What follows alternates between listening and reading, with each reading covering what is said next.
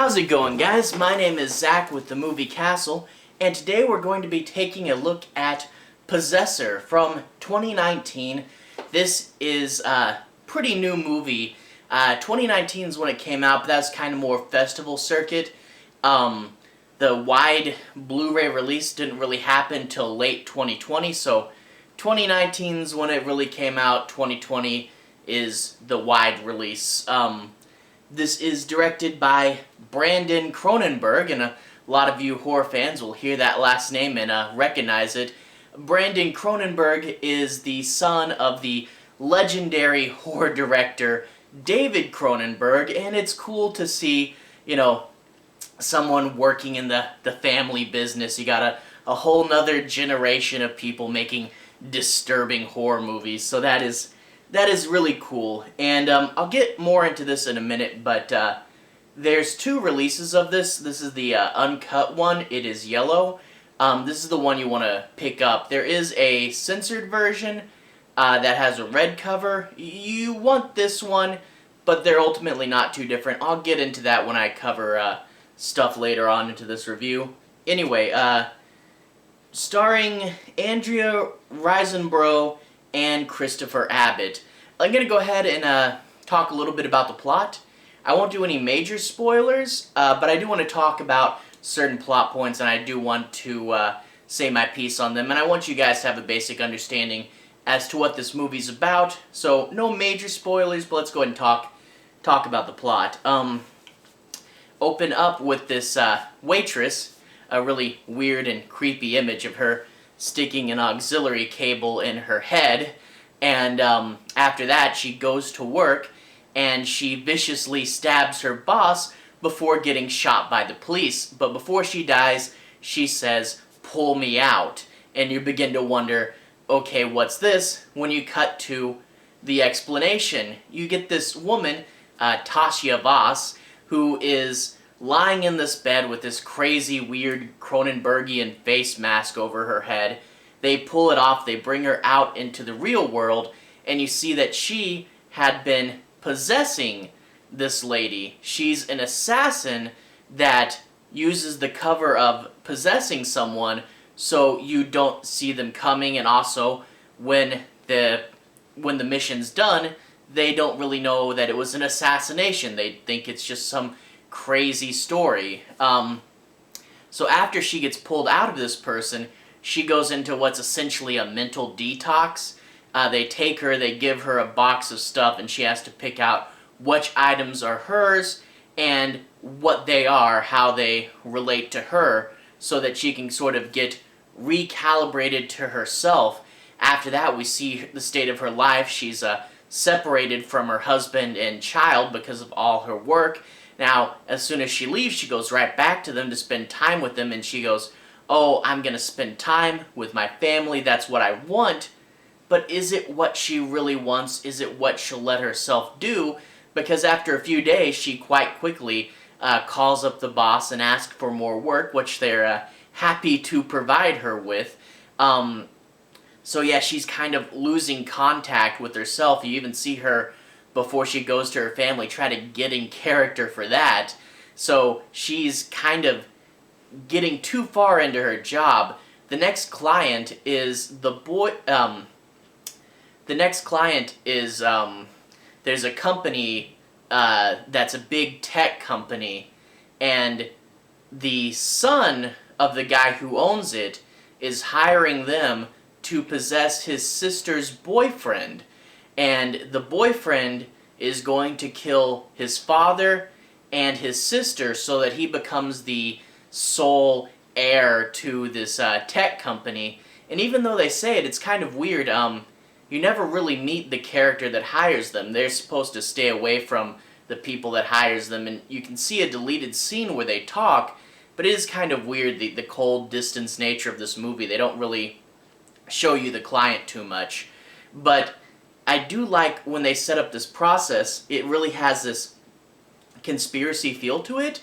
You see, they could just kill the guy, whatever, but they have to look at who their best target is. They picked the daughter's boyfriend, they admit because he was dealing her drugs and then they fell in love, So he has kind of a checkered past, and he's being a little bit oppressed by the father, giving him kind of a menial job that he has to kind of sit and suffer through. So the narrative is that he can't take it anymore. He just goes crazy and kills them both. So finding a believable narrative so people don't know, and it really makes you think of all these news stories and start to wonder what if there was more going on there, and it has this good conspiracy nature to it that can really make you start thinking about things and wondering what if stories you see on the news are set up by someone? What if we don't know the cause of everything?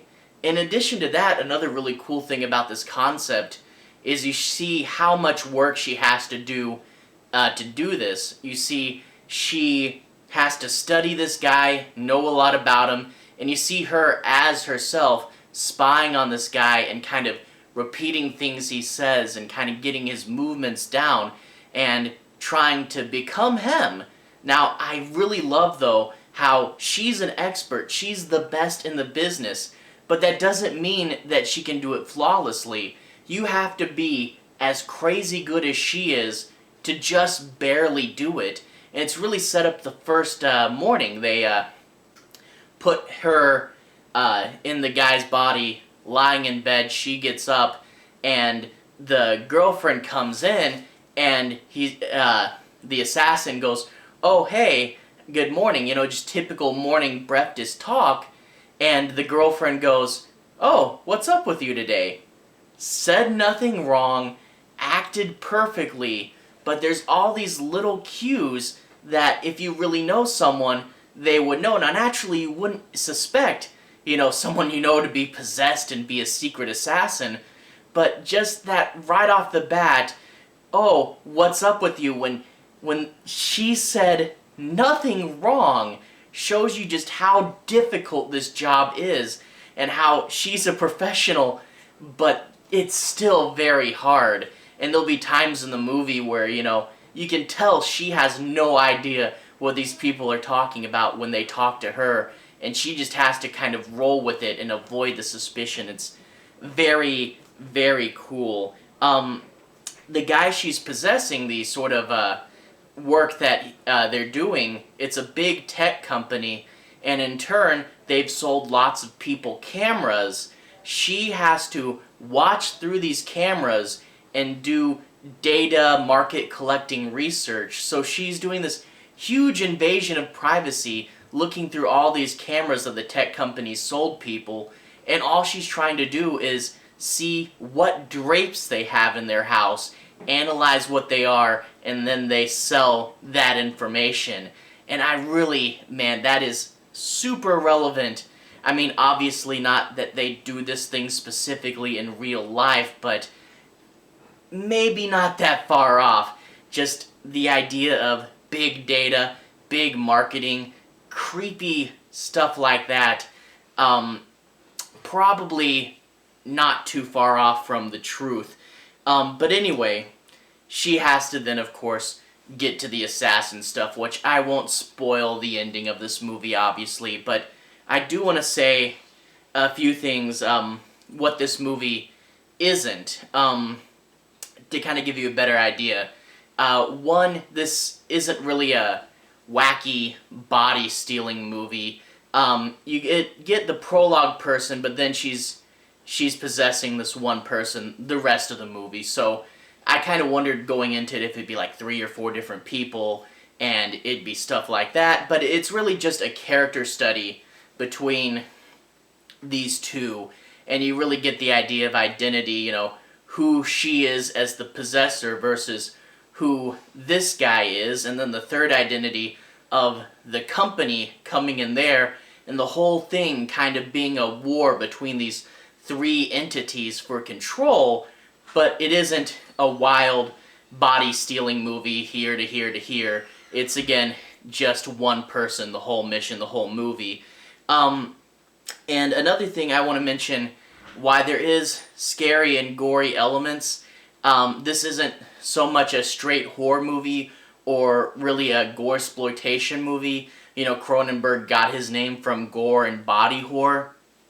And people forget that later movies he didn't have this so much. For this movie, think more along the lines of Dead Ringers. You know, a movie that does have gore and scary imagery, but is much more psychological. So think of it in the veins of that. Now, why there isn't gore all over the place, there is a few scenes of gore, a few scenes of creepy psychological imagery, and I guess that's where I do have to get to the rating. You want to look for the yellow uncut version, as I said earlier. The red one, they tend to sell that at places like Walmart, and it won't ruin your experience with the movie watching the red one, but there are definitely a few scenes that, you know, they cut out, and it's really more just, hey, let's see what the rating board hates by comparing these cuts. It's only a minute longer. It is the director's true vision, but it won't ruin the movie watching the red version, but I'd say look for the full one. That's the director's vision. That's what you should check out. There's another channel on YouTube, I think her name is JessFlix, who did a really good video comparing the two cuts of the movie and seeing what's out there, but it's really just a case of the ratings board being very picky. The red one won't ruin your experience with the movie. It's okay, but this is the true director's vision. But anyway, I'd have to say I definitely recommend it.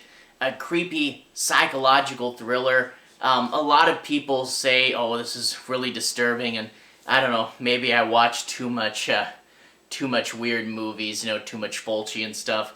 You know, it is good disturbing gore. I wasn't like, messed up by it, but there's some good gore, some cool, creepy imagery, and it really is a good character study, seeing the three elements at war with each other, and it is one of the better recent horror movies.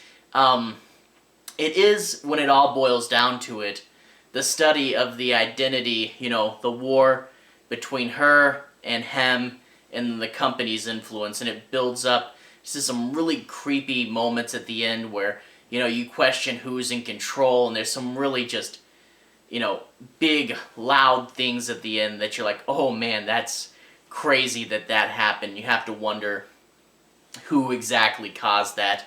But really cool.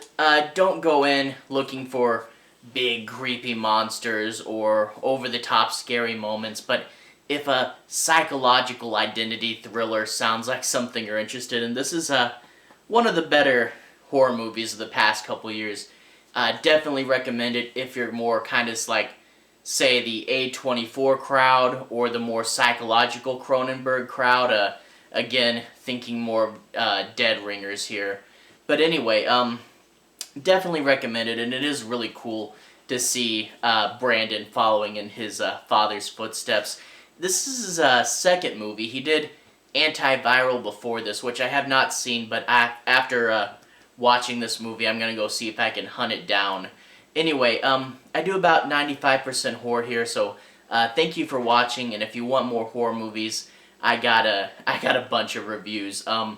To everyone who's liked and subscribed, thank you. You're really helping the channel out. I'll put a relevant playlist down there if you want to check out more stuff. Anyway, I'll see you guys again very, very soon. Have a good day.